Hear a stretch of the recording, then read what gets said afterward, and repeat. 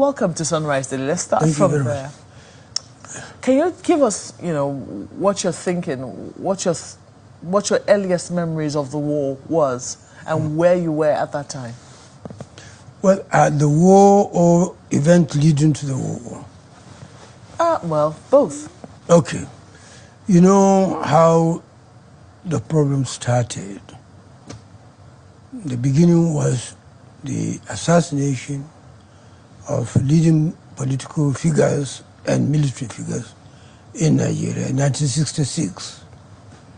And then the emergence of Iransi as the head of state, as a result of which governors were appointed and posted. Ojukwu was posted to the east because it's part of the event leading to the occurrence of the war, the civil war. And other governors appointed Adebayo, Fajui before, Adebayo after Fajui, and so on and so forth. So the result was that,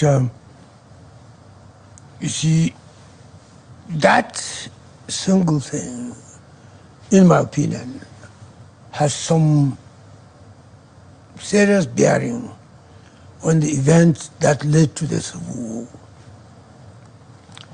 war. When Gawon was appointed head of state,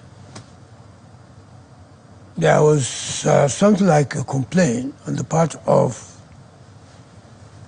Ojukwu that Gawon should not have been appointed, because he was senior to Gawon. I'm not a military man, I don't know how it worked out, but he argued that he has been shortchanged, or so to speak, something like that. That was the beginning of bad blood, not only between there have been many things that have happened, but it has come to a stage at that time that Ojukwu was seen as the representation of the Igbo way of thinking. His own complaint was personal, but later it became, tribal because of the event that took place before then.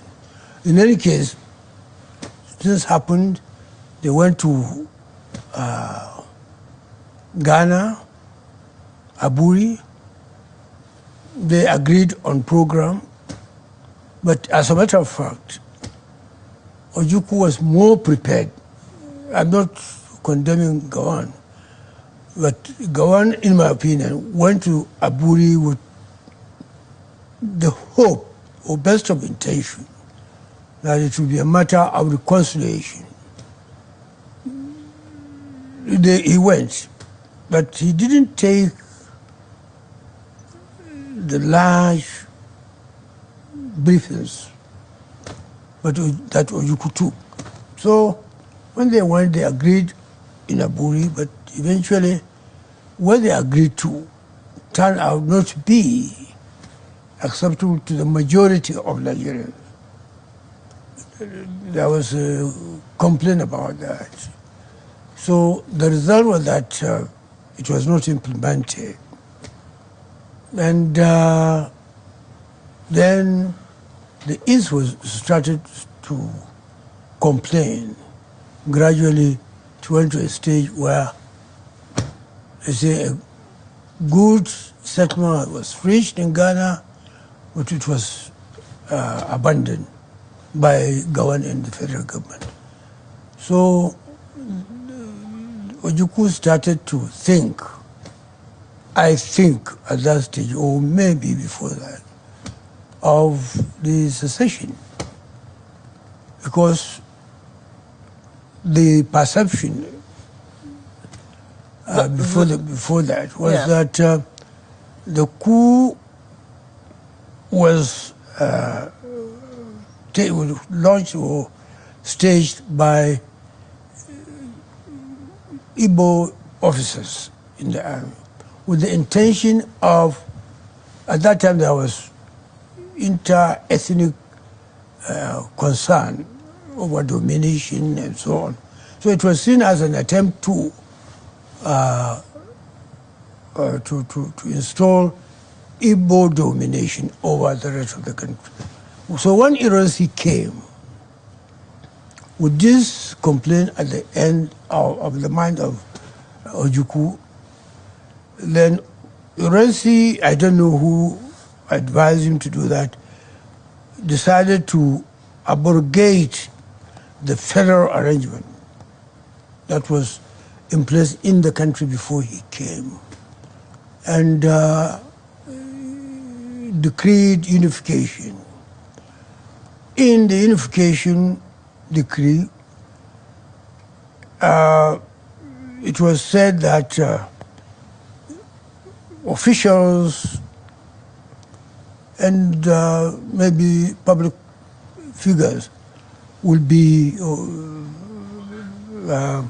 transferred from one place to another. Okay, so now I usually know that when it comes to coming to a history about what led to the Civil War, you will find many accounts and you will find many reasons being adduced, some of them remote, some of them immediate. But, you know, all of those activities eventually led to a very brutal civil war. Yeah.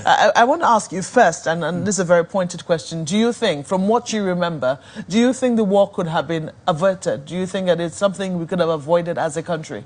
That's right. Well, I told you about the unification decree that brought about concern of Igbo domination in the country. If you have to be some kind of not broad, but open about it. So that led to the conception that there was an attempt to lord over the Igbos, the country, all over the country. The position of Ironsi highlighting that fear. Yeah. But, I mean, you already spoke to Aburi and the fact that, you know, Ojukwu then went to Ghana to sign that accord, but, you know, did not implement it. A lot of people say it was because they were hot-blooded young men and, you know, egos were in the way as well. Do you think that, you know, the war could have been averted with benefit of hindsight? Could it? It could have been aborted probably if